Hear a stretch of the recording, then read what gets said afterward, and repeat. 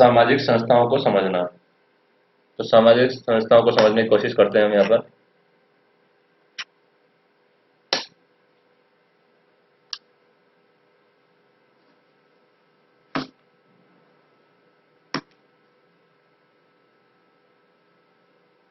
जैसे कि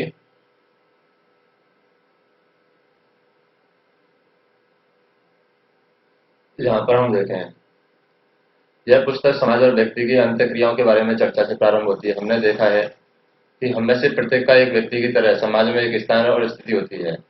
प्रत्येक की परिस्थिति और एक अनेक भूमिकाएं होती हैं, लेकिन साधारणतः इसका चुनाव करना हमारे नियंत्रण में नहीं है। ये भूमिकाएं चलचित्रों की भूमिकाओं की तरह नहीं होती हैं, जिन्हें कोई अभिनेता अपनी इच्छा से स्वीकार और अस्वीकार कर सके।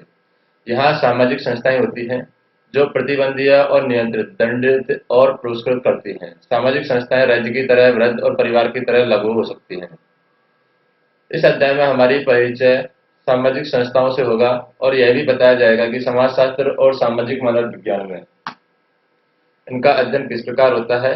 और इस अध्याय में कुछ प्रमुख क्षेत्रों में जिसमें महत्वपूर्ण सामाजिक संस्थाएं जैसे कि परिवार, विवाह, नातेदारी, राजनीति, अर्थव्यवस्था, धर्म, शिक्षा होती है, इनका संक्षिप्त वर्णन किया गया है।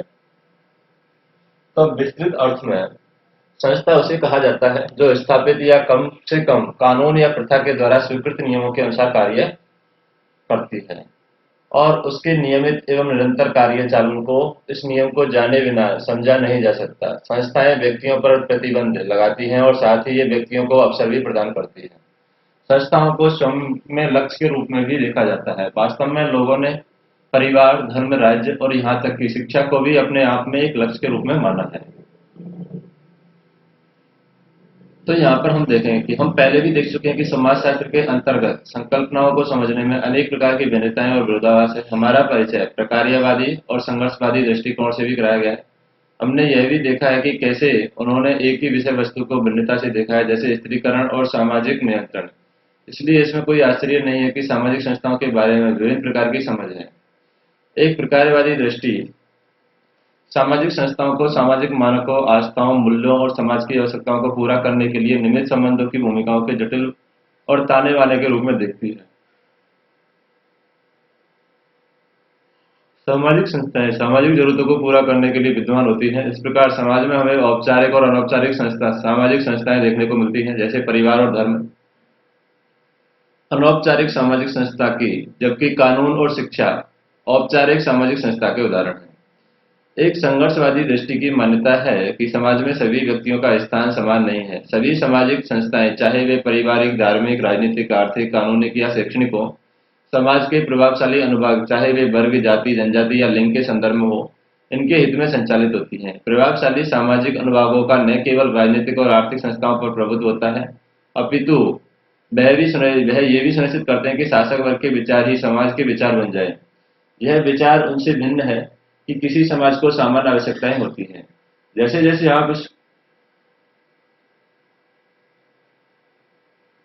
अध्याय का आगे अध्ययन करेंगे, देखेंगे कि क्या ऐसे उदाहरण के बारे में सोच सकते हैं, कैसे सामाजिक संस्थाएं व्यक्तियों को नियंत्रित करती हैं, अवसर भी प्रदान करती हैं। आप यह भी देखेंगे कि क्या समाज के विभिन्न अनुभागों पर असमान प्रभाव डालती हैं। उदाहरण के लिए हम पूछ सकते हैं कि कैसे परिवार पुरुषों और महिलाओं को नियंत्रित करने के साथ साथ अवसर भी प्रदान करता है, या राजनीति या कानूनी संस्थाएं विशेष सुविधा प्राप्त और अधिकार विहीन व्यक्तियों को कैसे प्रभावित करते हैं। परिवार, विवाह और नातेदारी। शायद परिवार जितनी नैसर्गिक कोई अन्य सामाजिक संस्था नहीं दिखाई देती है। प्राय हम यह मानने से को तैयार रहते हैं कि सभी परिवार वैसे ही होते हैं जैसे परिवारों में हम रहते हैं। कोई और सामाजिक संस्था इतनी व्यापक और अपरिवर्तनीय नहीं दिखती है। समाजशास्त्र और सामाजिक मानव विज्ञान ने कई दशकों तक विभिन्न संस्कृतियों में यह दर्शाने के लिए कि क्षेत्रीय अनुसंधान किए हैं कि कैसे विभिन्न समाजों में भिन्न भिन्न स्वरूप होते हुए भी परिवार, विवाह, नातेदारी संस्थाएं सभी समाजों में महत्वपूर्ण है। उन्होंने यह भी दर्शाया कि किस प्रकार परिवार निजी क्षेत्र, आर्थिक, राजनीतिक, सांस्कृतिक और शैक्षणिक यानी सार्वजनिक क्षेत्रों से संबंधित है। यह आपको पुनः याद दिला सकता है कि विभिन्न विषयों में लेन देन की आवश्यकता क्यों पड़ती है। तो यहाँ पर प्रकार्यवादियों के अनुसार परिवार अनेक महत्वपूर्ण कार्य करता है जो समाज की बुनियादी आवश्यकता पूरी करते हैं और सामाजिक व्यवस्था को स्थायी बनाने में सहायता करते हैं।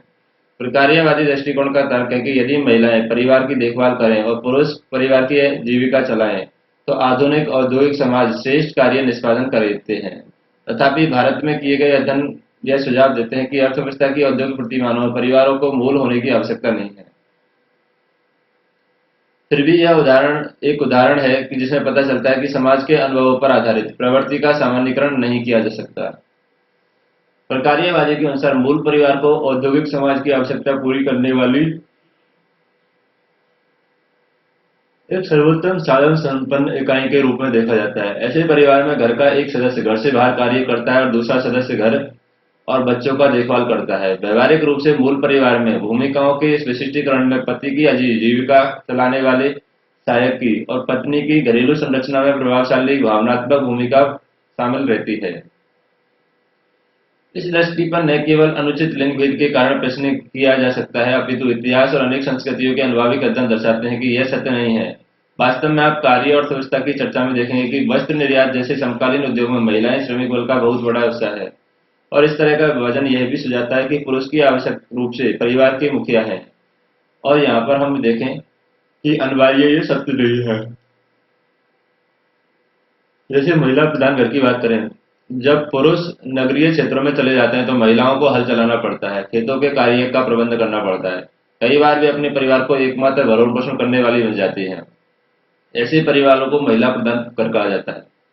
विधवापन भी ऐसी पारिवारिक व्यवस्था बना सकता है, और यह स्थिति पुरुषों के द्वारा दूसरा विवाह करने और अपनी पत्नियां, बच्चों एवं अन्य आश्रितों को धन भेजने के कारण भी बन सकती है। ऐसी स्थिति में महिला को अपने परिवार की देखभाल सुनिश्चित करनी पड़ती है। दक्षिणी पूर्वी महाराष्ट्र, आंध्र प्रदेश में कोलम जनजाति समुदाय में महिला प्रधान घर एक स्वीकृत मानक है। परिवारों के स्वरूपों में परिवर्तन। भारत में एक मुख्य बहस मूल परिवारों से संयुक्त परिवार की ओर बदलाव के बारे में है। हमने पहले भी देखा है कि समाजशास्त्र कैसे सामान्य बौद्धिक प्रभावों पर प्रभाव यानी प्रश्न खड़ा करता है। तथ्य यह है कि भारत में मूल परिवार पहले से ही विशेषतः अभावग्रस्त जातियों और वर्गों में हमेशा विद्यमान रहे हैं। समाजशास्त्री एम शाह का कथन है कि स्वतंत्रता के बाद भारत में संयुक्त परिवारों में निरंतर वृद्धि हुई है। उनके अनुसार इनका मुख्य कारक था भारत में औसत आयु में वृद्धि होना। पुरुषों की आयु में यह वृद्धि 1941 से 50 से 1981-85 के दौरान 32.5 से 55.5 वर्ष तथा महिलाओं की आयु 31.7 से 55.7 वर्ष हो गई थी। इसके परिणाम स्वरूप बुजुर्ग लोग 60 वर्ष से अधिक आयु की संख्या में काफी वृद्धि हुई। तो शाह यहाँ पर लिखते हैं कि हमें यह पूछना होगा कि यह वृद्ध किस तरह के घरों में रहते हैं। मैं यह मानता हूं कि उनमें से अधिकतर संयुक्त घरों में रहते हैं। यह पुनः एक व्यापक सामान्यीकरण, लेकिन समाजशास्त्रीय दृष्टिकोण हमें यह सामान्य बौद्धिक प्रभाव पर आंख बंद करके विश्वास करने के विरुद्ध सावधान करता है। संयुक्त परिवार तेजी से कम हो रहे हैं, और यह हमें सावधानी पूर्वक तुलनात्मक और अनुभवक अध्ययनों की आवश्यकता के प्रति भी सतर्क करता है। अध्ययनों से पता चलता है कि किस तरह विभिन्न समाजों में परिवार के विभिन्न स्वरूप पाए जाते हैं। आवास के नियमों के अनुसार कुछ समाज अपने विवाह और पारिवारिक प्रथाओं में मातृ स्थानिक हैं और कुछ पितृस्थानिक। मातृ स्थानिक परिवार में नव दंपति पत्नी के अभिभावकों के साथ रहते हैं, जबकि दूसरी स्थिति में नव दंपति पति के अभिभावकों के साथ रहते हैं। पितृसत्तात्मक परिवार संरचनाओं में अधिकार प्रभाव पुरुषों के पास होते हैं, जबकि मातृतंत्रात्मक परिवारों में निर्णय लेने की महिलाओं की प्रमुख भूमिका होती है। मातृवंशीय समाज मौजूद हैं, पर मातृतंत्रीय समाजों के बारे में यह दावा नहीं किया जा सकता। परिवार अन्य सामाजिक क्षेत्रों और पारिवारिक परिवर्तनों से संबंधित होते हैं।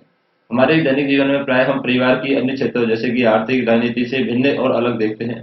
फिर भी आप स्वयं देखेंगे कि परिवार गृह अपनी संरचना और मानक बाकी समाज में गहरे जुड़े हुए हैं। एक रोचक उदाहरण जर्मन एकीकरण के अज्ञात परिणामों का है। 1990 के दशक में एकीकरण के बाद जर्मन में विवाह प्रणाली में तेजी से गिरावट आई, क्योंकि नए जर्मन राज्य ने एकीकरण से पूर्व परिवारों को प्राप्त संरक्षण और कल्याण की सभी योजनाएं रद्द कर दी थी। आर्थिक असुरक्षा की बढ़ती भावना के कारण लोग विवाह से इनकार करने लगे। इसे अनजाने परिणाम के रूप में भी जाना जा सकता है। परिवार और आवासों में अंतर हम देख सकते हैं। यहाँ पर ये परिवार है और ये आवास है। कार्य और गृह में अंतर देख सकते हैं। ये कार्य है, गृह। तो इस प्रकार बड़ी आर्थिक प्रक्रियाओं के कारण परिवार और नातेदारी परिवर्तित और रूपांतरित होते रहते हैं, लेकिन परिवर्तन की दिशा सभी क्षेत्रों से देशों में समान नहीं हो सकती। हालांकि यह इस परिवर्तन का यह भी अर्थ नहीं है कि पिछले मानक और संरचना पूरी तरीके से नष्ट हो गई है। परिवर्तन और निरंतरता सहवर्ती होते हैं। परिवार किस तरह लिंगवादी है, इस विश्वास के कारण कि लड़का वृद्धावस्था में अभिभावकों की सहायता करेगा और लड़की विवाह के बाद दूसरे घर चली जाएगी। परिवार में लड़कों पर अधिक धन खर्च किया जाने लगा और जीव विज्ञान के इस तथ्य के बावजूद कि लड़कों की अपेक्षा लड़कियों के जीवित रहने के अवसर यहाँ पर ज्यादा है, बेहतर है। भारत में अल्पायु समय में लड़कियों की मृत्यु दर लड़कों से कहीं अधिक थी। तो यहाँ पर हम देखें कन्या भ्रूण हत्या की घटनाओं से लिंगानुपात में एकाएक गिरावट आई है। बाल लिंगानुपात 1991 में प्रति हजार लड़कों पर 934 से कम होकर 2001 में 927 हो गया और बाल लिंगानुपात में प्रतिशत गिरावट अत्यधिक चौंकाने वाली है। समृद्ध राज्यों में जैसे पंजाब, हरियाणा, महाराष्ट्र, पश्चिम उत्तर प्रदेश में स्थिति और भी अधिक खराब है। पंजाब में प्रति 1000 लड़कों के अनुपात में लड़कियों का अनुपात 793 हो गया और पंजाब और हरियाणा के कुछ जिलों में 700 से भी कम हो गया था। विवाह संस्था की बात करें, ऐतिहासिक रूप से विभिन्न समाजों में विवाह के व्यापक विभिन्न रूप पाए जाते हैं। यह विभिन्न प्रकार के कार्य निष्पादन के लिए भी जाना जाता है। वास्तव में विवाह साथी की खोज का तरीका अनेक विस्मयकारी साधनों और प्रथाओं का उजागर करता है। विवाह के रूप की बात करें, विवाह के अनेक रूप हैं। इन रूपों का विवाह करने वाले साथियों की संख्या, कौन किससे विवाह कर सकता है, को नियंत्रित किए जाने के वाले नियमों के आधार पर पहचाना जा सकता है। वैधानिक रूप से विवाह करने वाले साथियों की संख्या के संदर्भ में विवाह के दो रूप पाए जाते हैं, एक विवाह और बहुविवाह। एक विवाह प्रथा एक व्यक्ति को एक समय में एक ही साथी तक सीमित रखती है और इस अवस्था में किसी भी समय में पुरुष केवल एक पत्नी और स्त्री केवल एक पति रख सकती है और यह यहाँ तक कि बहुविवाह की अनुमति है, वहां भी एक विवाह ही प्रचलित है। प्राय कई समाजों में व्यक्तियों को पुनः विवाह की अनुमति पहले साथी की मृत्यु या तलाक के बाद दी जाती है, लेकिन वे एक समय में एक से अधिक साथी नहीं रख सकते। ऐसे विवाह को क्रमिक एक विवाह कहते हैं। अधिकांश भागों में पत्नी की मृत्यु के बाद पुरुषों के द्वारा पुनर्विवाह करने का नियम है, लेकिन आप सभी जानते हैं कि उच्च जाति की हिंदू महिलाओं के लिए पुनर्विवाह की स्वीकृति नहीं थी। 19वीं शताब्दी के सुधार आंदोलन में विधवा पुनर्विवाह का एक मुख्य विषय था। शायद आपको इस बारे में ज्यादा जानकारी नहीं थी कि आप आधुनिक भारत में महिलाओं की आबादी का लगभग 10% और 50 वर्ष से अधिक आयु की 55% महिलाएं विधवा हैं।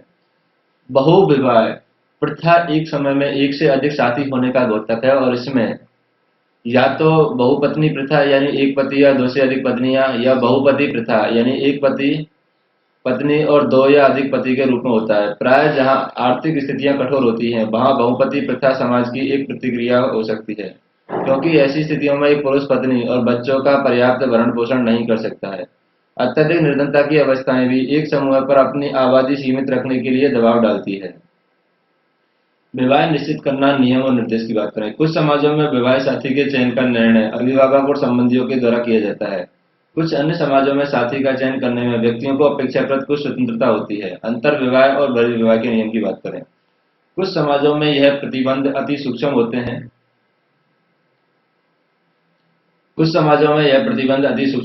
जबकि कुछ अन्य समाजों में किस व्यक्ति से विवाह किया जा सकता है, किससे नहीं, इसके नियम अधिक स्पष्ट और विशेष रूप से परिभाषित होते हैं। विवाह साथी की योग्यता अयोग्यता निर्धारित करने वाले नियमों के आधार पर विवाह के रूपों को अंतर विवाह और बहुविवाह के रूप में वर्गीकृत किया गया है। अंतर विवाह में व्यक्ति उसी सांस्कृतिक समूह में विवाह करता है जिसका वह पहले से ही सदस्य है, उदाहरण के लिए जाति। इसके विपरीत जो बहिर्विवाह में व्यक्ति अपने समूह से बाहर विवाह करता है। अंतर विवाह बहुविवाह कुछ नातेदार इकाइयों के संदर्भ के रूप में किया जाता है, जैसे गोत्र, जाति, नस्ल, प्रजातीय, धार्मिक समूह। भारत में विशेषता, उत्तर भारत के कुछ भागों में गांव बहिर्विवाह प्रचलित है।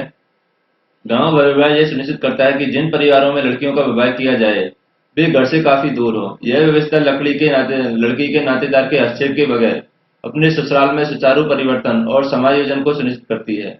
भौगोलिक दूरी, पितृवंशीय व्यवस्था के असमान संबंध यह सुनिश्चित करते हैं कि विवाहित लड़की अपने अभिभावकों के पास बार बार न जाए और इस प्रकार जन्म स्थान से अलग होना एक दुखदायी अवसर है और यह लोक गीतों की विषय वस्तु है जो विदाई के दुख को चित्रित करते हैं।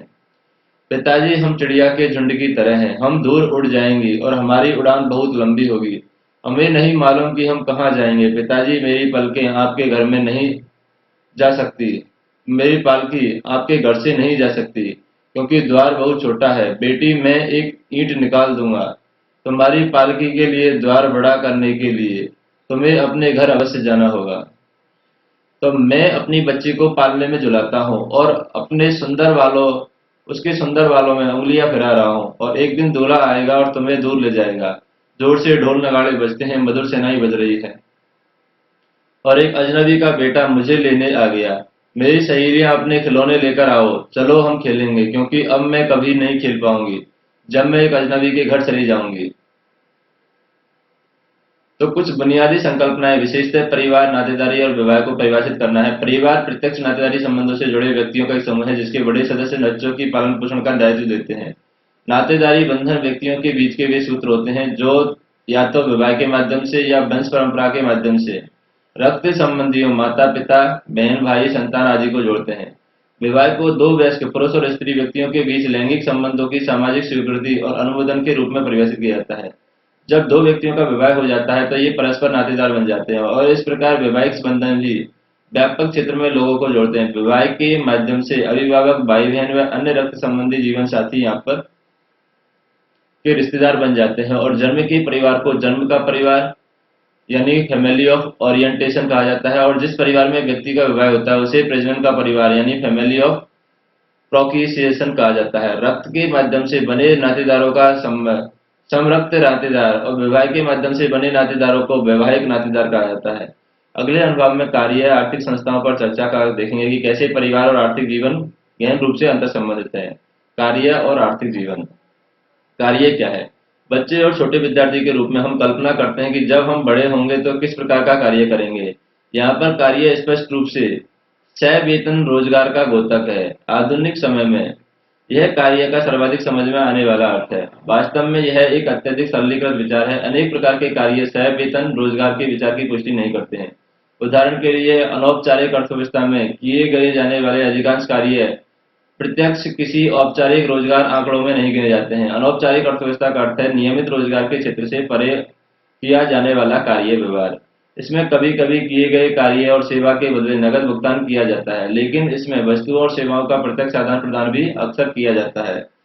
हम कार्य को शारीरिक और मानसिक परिश्रमों के द्वारा किए जाने वाले ऐसे सवैतनिक और अवैतनिक कार्यों के रूप में परिभाषित कर सकते हैं जिसका उद्देश्य मानव की आवश्यकताओं को पूरी करने के लिए वस्तुओं और सेवाओं का उत्पादन करना है।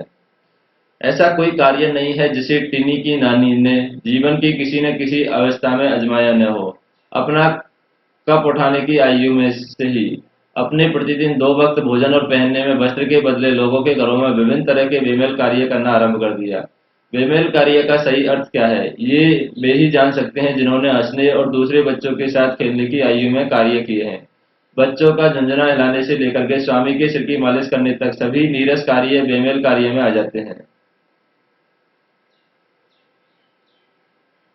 फिर हम देखें यहाँ पर कार्य के आधुनिक रूप और श्रम विभाजन। पूर्व आधुनिक समाज में अधिकतर लोग खेतों का कार्य करते हैं और पशुओं की देखभाल करते हैं। आधुनिक रूप से विकसित समाज में जनसंख्या का बहुत छोटा भाग कृषि कार्यों में लगा हुआ है और स्वयं कृषि का भी औद्योगिकरण हो गया है। इसका कार्य मानव के द्वारा करने का अपेक्षा अधिकांश मशीनों के द्वारा किया जाने लगा है। भारत जैसे देश में आज भी अधिकतर जनसंख्या ग्रामीण और कृषि कार्यों में या अन्य ग्राम आधारित व्यवसायों में लगी हुई है। भारत में भी भारत में और भी कई प्रवृत्तियां, उदाहरण के लिए सेवा क्षेत्र का विस्तार किया गया है। आधुनिक समाजों की अर्थव्यवस्था की एक सर्वाधिक महत्वपूर्ण विशेषता है कि अत्यधिक जटिल श्रम विभाजन। कार्य असंख्य विभिन्न व्यवसायों में विभाजित किया जाता है जिसमें लोग विशेषज्ञ। पारंपरिक समाजों में गैर कृषि कार्य को हस्तकौशल की दक्षता के साथ जोड़ा जाता है। हस्तकौशल लंबे प्रशिक्षण के माध्यम से सीखा जाता है और सामान्यतः श्रमिक उत्पादन प्रक्रिया के आरंभ से अंत तक सभी कार्य करते हैं। आधुनिक समाज ने भी कार्य की स्थिति में परिवर्तन देखा है। औद्योगिकरण से पूर्व अधिकतर कार्य घर से किए जाते हैं और कार्य पूरा करने में परिवार के सभी सदस्य सामूहिक रूप से हाथ बटाते हैं। औद्योगिक प्रौद्योगिकी में विकास जैसे बिजली और कोयले से मशीन संचालन से घर और कार्य को अलग करने में योगदान किया जाता है। पूंजीपति उद्योगपतियों के कारखाने औद्योगिक विकास का केंद्र बिंदु बन गए हैं। उद्योगों में नौकरी करने वाले लोग विशिष्ट कार्यों को करने के लिए प्रशिक्षित थे और इस कार्य के बदले उन्हें वेतन मिलता है। प्रबंधक कार्यों का निरीक्षण करते हैं क्योंकि उनका कार्य श्रमिकों की उत्पादन बढ़ाना और अनुशासन को बनाए रखना है। आधुनिक समाजों की एक मुख्य विशेषता है कि परस्पर आर्थिक निर्भरता का असीमित विस्तार। हम सभी बहुत से अन्य श्रमिकों पर निर्भर करते हैं जो हमारे जीवन को बनाए रखने वाले उत्पादों और सेवाओं के लिए संपूर्ण विश्व में फैले हुए हैं।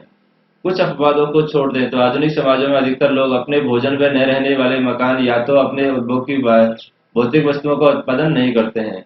कार्य रूपांतरण की बात करें, औद्योगिक प्रक्रियाएं उन सरल प्रक्रियाओं में विभाजित हो गई हैं जिनका सही समय निर्धारण, संगठन, निगरानी की जा सके।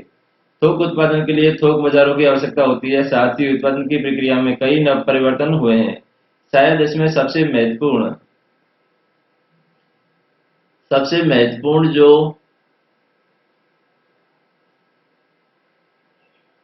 स्वचालित उत्पादन की कड़ियां, मूविंग असेंबली लाइन का निर्माण था। आधुनिक औद्योगिक उत्पादन के लिए महंगे उपकरण और निगरानी व्यवस्थाओं के माध्यम से कर्मचारियों को निरंतर निगरानी करना आवश्यक है।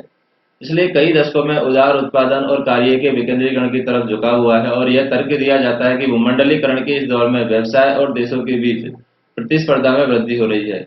इसलिए व्यवसाय संघ के लिए बदलती बाजार अव्यवस्थाओं के अनुकूल उत्पादन को संगठित करना आवश्यक हो गया है।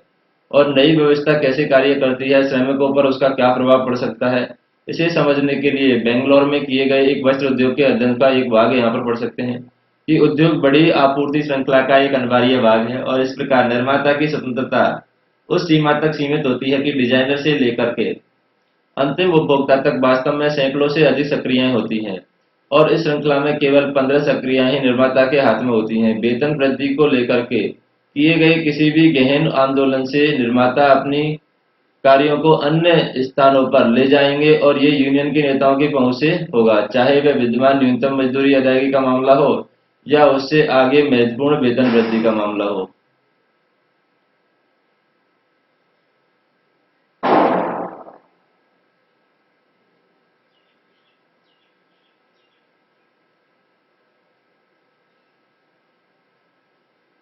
यह महत्वपूर्ण बात है कि फुटकर विक्रेता का समर्थन प्राप्त करना, ताकि उच्चतम वेतन संरचना और उसके प्रभावशाली कार्यान्वयन के लिए सरकार और स्थानीय एजेंसियों पर दबाव बनाया जा सके। इस प्रकार यहाँ पर विचार अंतर्राष्ट्रीय विचार मंच का है।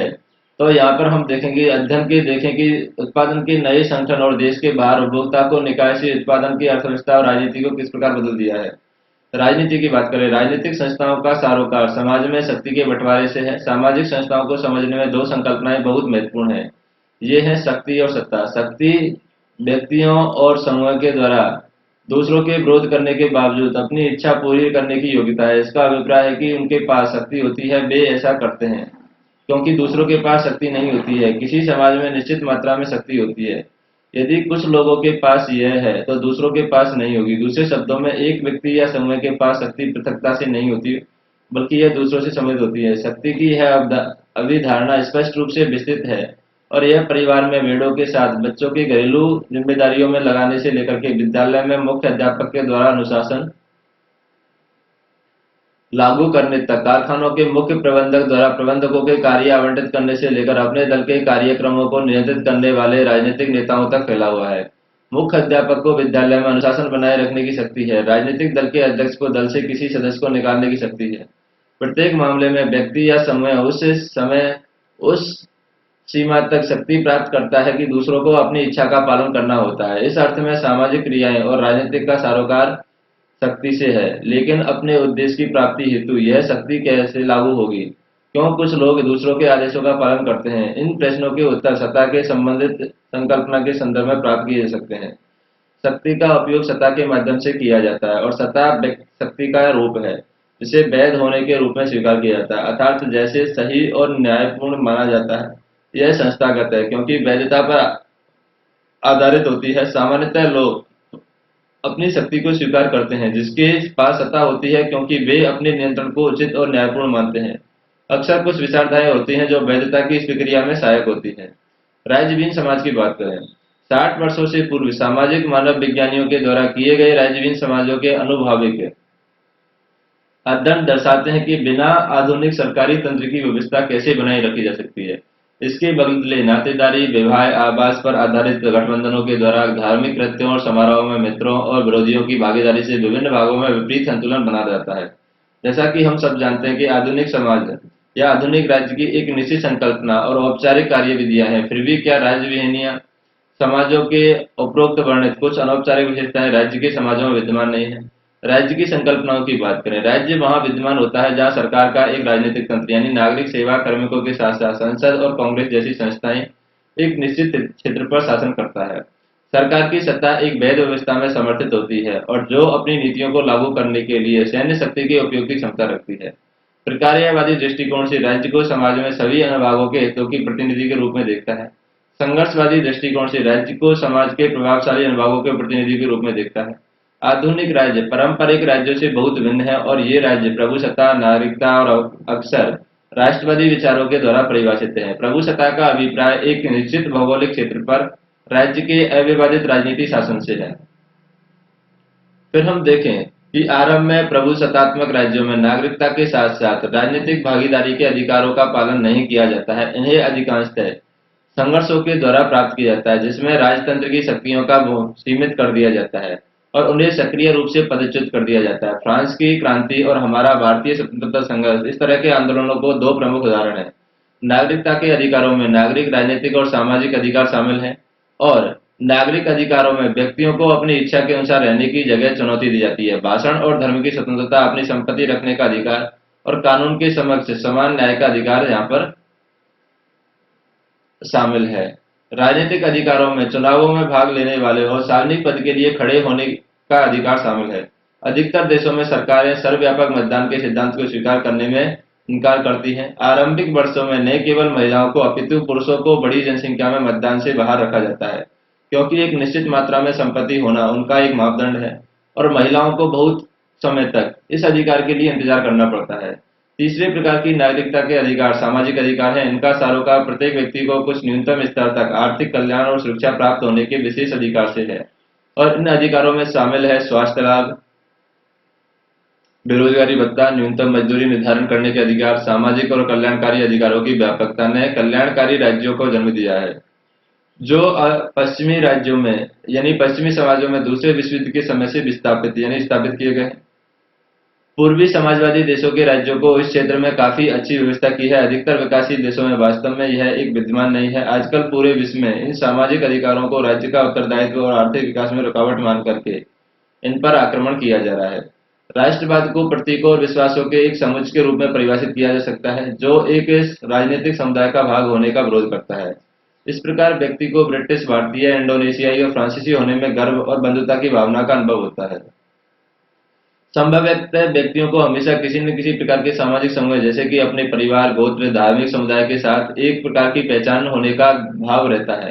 तथापि राष्ट्रवाद आधुनिक राज्य के विकास के साथ ही प्रकट होता है। समकालीन विश्व सार्वभौमिक मता बाजार के तेजी से विस्तार और राष्ट्रवादी भावनाओं और संघर्ष दोनों की वजह से माना जाता है। समाजशास्त्र की रुचियां सिर्फ औपचारिक सरकारी तंत्र के अध्ययन से नहीं अपितु शक्ति के व्यापक अध्ययन में रही है और इनकी रुचि प्रजाति, भाषा और धर्म आधारित दलों, वर्गों, जातियों, समुदायों के बीच शक्ति वितरण में रही है। इसका ध्यान सिर्फ विशिष्ट राजनीतिक संघ जैसे कि राज्य विधानमंडलों, नगरों, परिषदों और राजनीतिक दलों में नहीं अपितु अन्य संघर्षों जैसे कि विद्यालय, बैंकों, धार्मिक संस्थाओं पर भी है, जिनका प्राथमिक उद्देश्य राजनीतिक नहीं है। समाजशास्त्र का विषय क्षेत्र काफी व्यापक है और इसका क्षेत्र अंतर्राष्ट्रीय आंदोलनों से लेकर के ग्रामीण दलों तक फैला हुआ है। धर्म की बात करें, धर्म काफी लंबे समय से अध्ययन और चिंतन का विषय रहा है और कैसे समाज के बारे में सामाजिक निष्कर्ष धार्मिक चिंतनों से अलग है। धर्म का समाजशास्त्रीय अध्ययन धर्म के धार्मिक और ईश्वरीय मीमांसा अध्ययन के से कई तरीकों से अलग है। पहला, यह धर्म समाज में वास्तव में कैसे कार्य करता है और अन्य संबंधों के साथ उसका क्या संबंध है, इसके बारे में अनुभवात्मक अध्ययन करता है। दूसरा यह कि तुलनात्मक पद्धति का उपयोग करता है। तीसरा यह कि समाज और संस्कृति के अन्य पक्षों के संबंध में धार्मिक विश्वासों, व्यवहारों और संस्थाओं की जांच करता है। अनुभवात्मक पद्धति का अर्थ है कि समाजशास्त्री धार्मिक प्रघटनाओं के लिए निर्णायक उपागम को नहीं अपनाता है। तुलनात्मक पद्धति महत्वपूर्ण है क्योंकि यह एक अर्थ में सभी समाजों में एक दूसरे के समान स्तर पर रहती है और यह बिना किसी पूर्वाग्रह और भेदभाव के अध्ययन में सहायता करती है।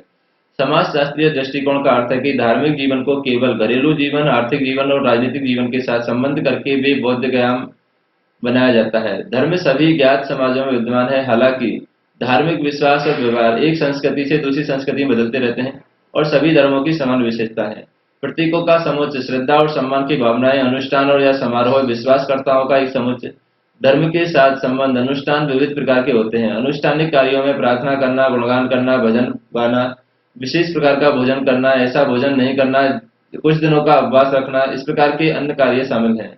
चूंकि अनुष्ठानिक कार्य धार्मिक प्रतीकों से संबंधित होते हैं, अतः इन्हें प्राय सामान्य जीवन की आदत और क्रिया विधियों से एकदम भिन्न रूप में देखा जाता है।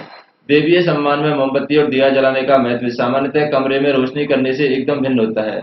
धार्मिक अनुष्ठान प्राय व्यक्तियों के द्वारा अपने दैनिक जीवन में किए जाते हैं, लेकिन सभी धर्मों में विश्वासकर्ताओं के द्वारा सामूहिक समारोह में किए जाते हैं। और सामान्यतः ये नियमित समारोह विशेष स्थानों, चर्चों, मस्जिदों, मंदिरों, तीर्थों में आयोजित किए जाते हैं।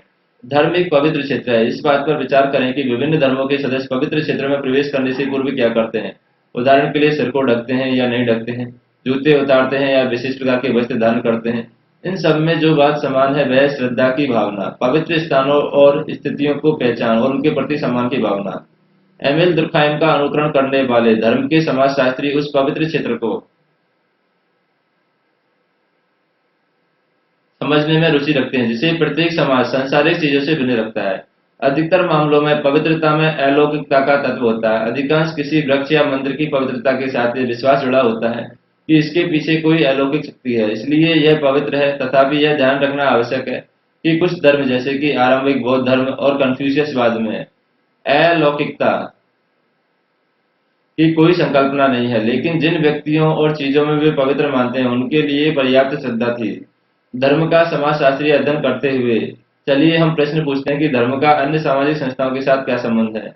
धर्म का शक्ति और राजनीति के साथ बहुत निकट का संबंध रहा है। उदाहरण के लिए इतिहास में समय समय पर सामाजिक परिवर्तन के लिए धार्मिक आंदोलन हुए हैं, जैसे कि विभिन्न जाति विरोधी आंदोलन और लिंग आधारित भेदभाव के विरुद्ध आंदोलन। धर्म किसी व्यक्ति की निजी आस्था का मामला ही नहीं है, अपितु इसका सार्वजनिक स्वरूप भी होता है। धर्म का यही सामाजिक स्वरूप समाज की अन्य समस्याओं के संबंध में महत्वपूर्ण होता है।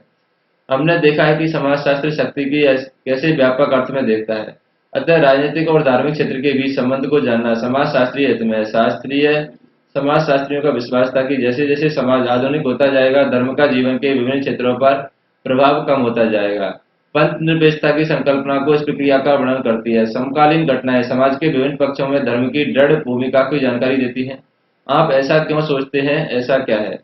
मैक्स वेबर के महत्वपूर्ण कार्य दर्शाते हैं कि समाजशास्त्र सामाजिक और आर्थिक व्यवहार के अन्य पक्षों के बारे में धर्म के संबंधों को कैसे देखता है। वेबर का तर्क है कि कैल्विनवाद कैल्विनवाद ने आर्थिक संगठन के साधन के रूप में पूंजीवाद के उद्भव और विकास को महत्वपूर्ण रूप से प्रभावित किया है। कैल्विनवादियों का विश्वास था कि विश्व की रचना भगवान की महिमा के लिए। इसका अभिप्राय है कि संसार में किया गया कोई भी कार्य उनके गौरव के लिए किया जाता है, यहाँ तक कि संसारिक कार्यों को भी पूजनीय कार्य बना दिया गया है। हालांकि इससे भी महत्वपूर्ण बात यह है कि कैल्विनवादी भाग्य की संकल्पना में विश्वास करते थे, जिनका अर्थ है कि कौन स्वर्ग में जाएगा कौन नरक में, यह पहले ही निश्चित था। क्योंकि यह जानने का कोई तरीका नहीं था कि किसे स्वर्ग मिलेगा किसे नरक, लोग इस संसार में अपने कार्यों में भगवान की इच्छा के संकेत देखते थे। इस प्रकार व्यक्ति चाहे जो भी व्यवसाय करता हो, यदि वह अपने व्यवसाय में दृढ़ और सफल है तो भगवान की प्रसन्नता का संकेत माना जाता था। और अर्जित किया गया धन सांसारिक उपभोग में लगाने के लिए नहीं था, अपितु कैल्विनवाद का सिद्धांत मितव्ययता में रहने का था। इसका अर्थ है कि निवेश को एक तरह का पवित्र सिद्धांत माना जाता था। पूंजीवाद के केंद्र में निवेश की संकल्पना है कि पूंजी का निवेश अधिक वस्तुएं बनाने के लिए किया जाता है। इसमें अधिक लाभ होता है जिसके बदले में अधिक पूंजी उत्पन्न होती है। इस प्रकार वेबर यह तर्क प्रस्तुत करने में सक्षम थे कि धर्म इस मामले में कैल्विनवाद के आर्थिक विकास पर प्रभाव डालता है। धर्म का अलग क्षेत्र के रूप में अध्ययन नहीं किया जा सकता। सामाजिक शक्तियां हमेशा और अनिवार्य धार्मिक संस्थाओं की प्रभाविता करती हैं। राजनीतिक बहस, आर्थिक स्थितियों और लिंग संबंधी मानक हमेशा धार्मिक व्यवहार को प्रभावित करते हैं। इसके विपरीत धार्मिक मानक सामाजिक समझ को प्रभावित और कभी-कभी निर्धारित भी करते हैं। विश्व की आधी जनसंख्या महिलाओं की है, इसलिए समाजशास्त्रीय रूप से यह पूछना महत्वपूर्ण है कि मानव जनसंख्या के इतने बड़े हिस्से का धर्म से क्या संबंध है। धर्म समाज का महत्वपूर्ण भाग है और अन्य भागों में अनिवार्यतः जुड़ा हुआ है। समाजशास्त्रियों का कार्य इन विभिन्न अंतर संबंधों को उजागर करना है। परंपरागत समाजों में सामान्यतः धर्म सामाजिक जीवन में एक केंद्रीय हिस्से की भूमिका निभाता है। धार्मिक प्रतीक और अनुष्ठान अक्सर समाज की भौतिक और कलात्मक संस्कृति से जुड़े होते हैं। समाजशास्त्र धर्म का अध्ययन किस तरह करता है, यह जानने के लिए हम देखें यहाँ पर शिक्षा की बात करें। शिक्षा जीवन पर्यंत चलने वाली प्रक्रिया है जिसमें सीखने की औपचारिक और अनौपचारिक दोनों प्रकार की संस्थाएं शामिल हैं। हालांकि यहाँ पर हम केवल विद्यालय शिक्षा तक अपनी चर्चा को सीमित रखेंगे। हम ये सभी जानते हैं कि विद्यालय में प्रवेश लेना कितना महत्वपूर्ण है। हम यह भी जानते हैं कि हम में से बहुत के लिए विद्यालय उच्च शिक्षा और अंत में रोजगार प्राप्त करने की तरफ एक महत्वपूर्ण कदम है। हम में से कुछ के लिए यह कुछ आवश्यक सामाजिक दक्षताएं प्राप्त करने का साधन हो सकती है। इन सभी मामलों में सामान्य बात है कि शिक्षा की आवश्यकता का महसूस होना। समाजशास्त्र इस आवश्यकता को समय की विरासत के प्रेषण और संप्रेषण की प्रक्रिया के रूप में समझता है, जो समाजों में पाई जाने वाली या पाई जाती है। साधारणतः समाजों और जटिल आधुनिक समाजों में एक गुणात्मक अंतर है। साधारण समाजों में औपचारिक विद्यालय जाने की आवश्यकता नहीं है। बच्चे बड़ों के साथ क्रियाकलापों में शामिल होकर प्रथाओं और जीवन के व्यापक तरीके सीख लेते हैं। और जटिल समाजों में हमने देखा है कि श्रम का आर्थिक विभाजन बढ़ रहा है और घर से कार्यों का विभाजन हो रहा है। विशिष्ट शिक्षा और दक्षता प्राप्त करने की आवश्यकता है। राज्य व्यवस्थाओं, राष्ट्रों और प्रतीकों और विचारों के जटिल समुच्चय में उत्पत्ति हो रही है। ऐसी परिस्थिति में आप अनौपचारिक शिक्षा कैसे प्राप्त करेंगे? अभिभावक और अन्य बड़े लोग प्राप्त ज्ञान को अगली पीढ़ी तक अनौपचारिक रूप से कैसे प्रेषित कर सकते हैं? ऐसे सामाजिक संदर्भ में शिक्षा का औपचारिक और सुनिश्चित होना आवश्यक है। तो यहाँ पर बात करें, अनेक बाहरी तत्वों में धार्मिक विशेषज्ञों के पारंपरिक जीवन को प्रभावित किया है। इसमें सबसे महत्वपूर्ण है नासिक में नए रोजगार और शैक्षणिक अवसरों की उत्पत्ति। स्वतंत्रता के बाद पुरोहितों का जीवन बड़ी तेजी से परिवर्तित हो गया। अब बेटे और बेटियों का विद्यालय भेजा जाता था और पारंपरिक कार्य से भिन्न कार्यों के लिए प्रशिक्षित किया जाता था। अन्य तीर्थ स्थानों की तरह नासिक में भी धार्मिक क्रियाकलापों में अन्य अतिरिक्त केंद्र बनाए उत्पन्न हो गए थे। किसी तीर्थयात्री के लिए ताम्र पात्र में गोदावरी का पवित्र जल भर ले जाना सामान्य क्रिया थी। ताम्रकारों ने यह पात्र प्रदान किए थे। तीर्थयात्री भी इन पात्रों को खरीदते थे, जिन्हें घर ले जाकर अपने रिश्तेदार मित्रों में उपहार के रूप में बांटते थे। काफी समय तक नासिक को पीतल, ताम्र और चांदी के दक्ष दस्तकारों के लिए जाना जाता था, क्योंकि अपने उनके पात्रों की मांग अनियमित और अनिश्चित होती थी। अतः घर में सभी बड़े सदस्यों को इस कार्य में नहीं लगाया जा सकता था। अनेक दस्तकार छोटे और बड़े दोनों प्रकार के उद्योगों और व्यापार में चले गए थे।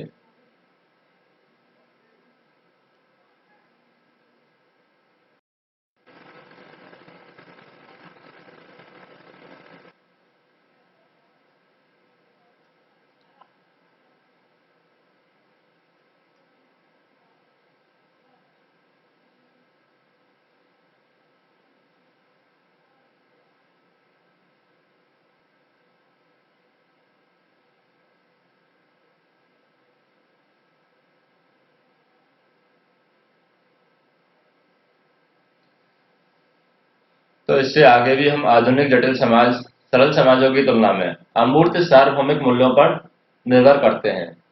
यही चीज इसे उस सरल समाज से अलग करती है जो परिवार, नातेदार, जनजाति, जाति और धर्म पर आधारित विशिष्ट मूल्यों पर आधारित है।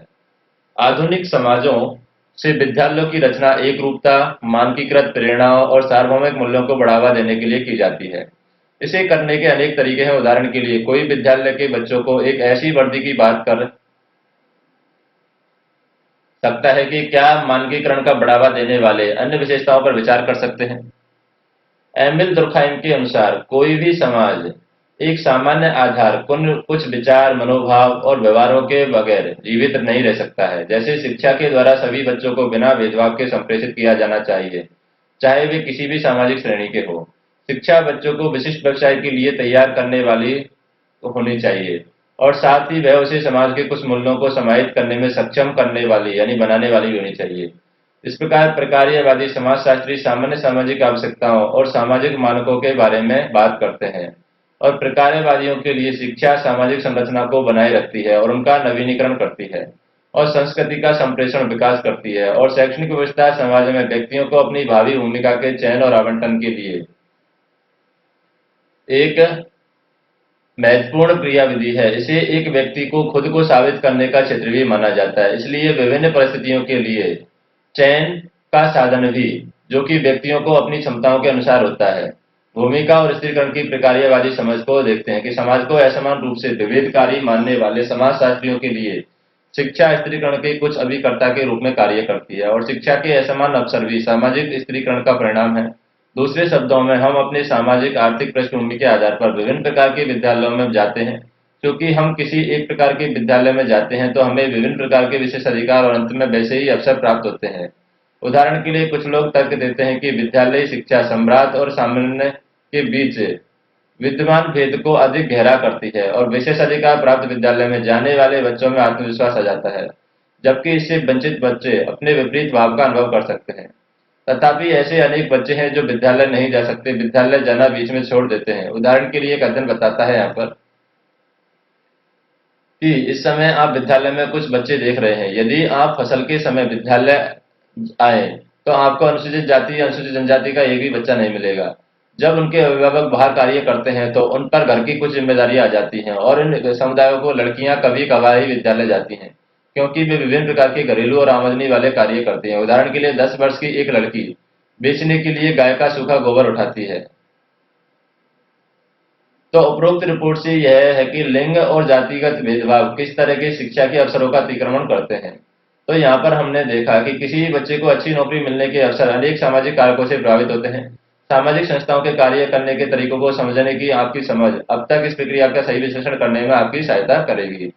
नागरिक क्या होता है? एक राजनीतिक समुदाय का सदस्य जिसकी सदस्यता के साथ अधिकार और कर्तव्य दोनों जुड़े होते हैं।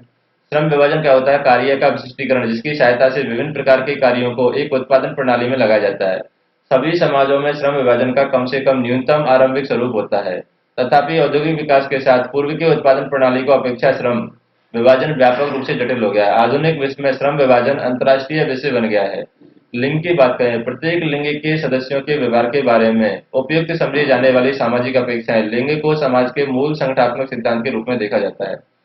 अनुभाविक जांच की बात करें, समुद्र शास्त्रीय अध्ययन के किसी नैतिक क्षेत्र की गई तथ्यात्मक जांच है। अंतर्विवाह क्या होता है? जब विवाह किसी विशेष जाति, वर्ग या जनजातीय समूह में ही किया जाता है। बहिर्विवाह क्या होता है? जब विवाह कुछ संबंधित समूह से बाहर किया जाता है तो बहिर्विवाह कहलाता है। विचारधारा क्या होती है? ऐसे साझे विचार और आस्थाएं जो प्रभावशाली समूह के हितों को न्यायोचित सिद्ध करते हैं। विचारधारा ऐसी समाजों में पाई जाती है जिनमें समूह के बीच व्यवस्थित और गहरे तक पैठ असमानताएं पाई जाती हैं। विचारधारा की संकल्पना शक्ति की संकल्पना से घनिष्ठ रूप से संबंधित है, क्योंकि वैचारिक व्यवस्थाएं समूह में पाई जाने वाली शक्ति के अंतर को वैध कराती हैं। वैधता क्या होता है? विशेष प्रकार की सामाजिक व्यवस्था के न्यायपूर्ण और वैधानिक होने की आस्था। एक विवाह क्या होता है? जिस विवाह में केवल एक ही पत्नी और एक ही पति हो। बहुविवाह क्या होता है? जिस विवाह में पुरुष में एक से अधिक पत्नी और महिला के एक से अधिक पति हो। बहुपति प्रथा क्या होती है? जिस विवाह में एक महिला के अनेक पति हो। बहुपत्नी प्रथा क्या होती है? जिस विवाह में एक पुरुष की अनेक पत्नियां हो। सेवा उद्योग क्या होता है? निर्मित वस्तुओं की उद्योग, सेवाओं की उत्पत्ति से संबंधित उद्योग जैसे पर्यटन उद्योग। राज्य समाज ऐसे समाज जिसमें औपचारिक सरकारी तंत्र हो। राज्य विहीन समाज ऐसा समाज जिसमें सरकार की औपचारिक संस्थाओं का अभाव हो। सामाजिक गतिशीलता एक परिस्थिति और व्यवसाय जिस दूसरी परिस्थिति और व्यवसाय में जाना। प्रभु सत्ता क्या होता है? एक निश्चित क्षेत्र में राज्य का अविभाजित राजनीतिक शासन प्रभु सत्ता कहलाती है।